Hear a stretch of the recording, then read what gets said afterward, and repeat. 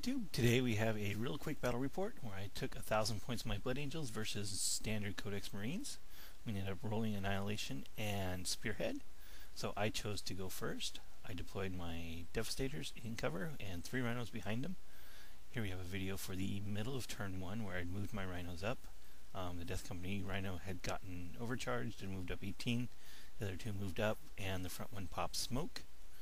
And then for his turn 1, he moved his Rhino up, and the Predator had no line of sight, and that was the end of turn 1. For turn 2, I moved my Death Company Rhino up and immobilized it on the terrain, and then got the Death Company out and started to run towards his stuff. And on his turn, he moved back. The Predator took some shots at the Rhino and took out the Stormbolter, and his bikes came in from reserve and turbo boosted up towards my Devastators. That was the end of turn 2. Turn 3 was quite eventful. First, my Dreadnought drop pod came in, and I destroyed his Rhino with the Melt-A-Gun, giving me the first kill point of the game. And then everything else moved up. On his turn, his bike shot and assaulted my Devastators, getting it down to just one guy, but he held.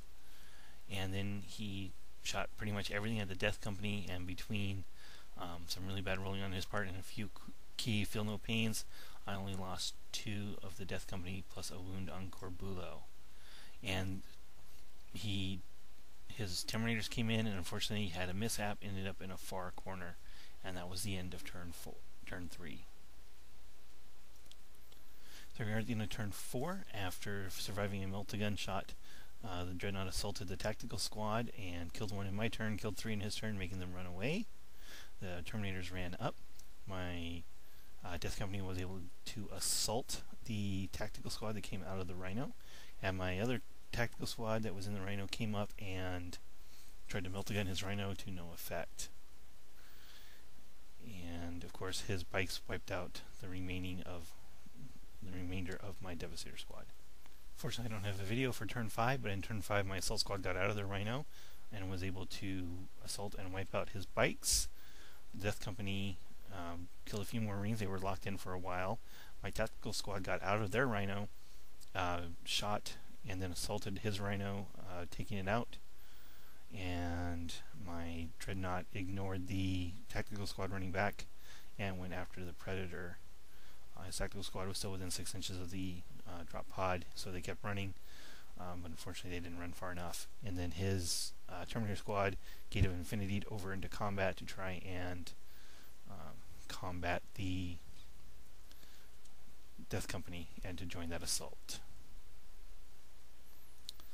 So here we are at the end of turn 6. My Dreadnought ran over to take on his Terminators, but rolled double ones on the terrain, and so I was out of range to assault the Terminators with the Dreadnought. The Death Company finally finished off his tactical squad, and my tactical squad assaulted his Predator, but was only able to pop the autocannon. On his turn, his Terminators assaulted the remains of my Death Company, and even though I lost all my models, through some amazing winnings, I was able to kill all the Terminators except for the Librarian after failing his invulnerable saves. And that was the end of the game. We had to call it due to time. The shop was closing, but they ended up with a win for the Blood Angels at 5 kill points to 2. MVP of the game.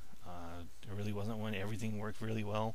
The Dreadnought drop pod is just amazing. I love that thing. So that was it. That was the end of this game, and there'll always, of course, be more to come.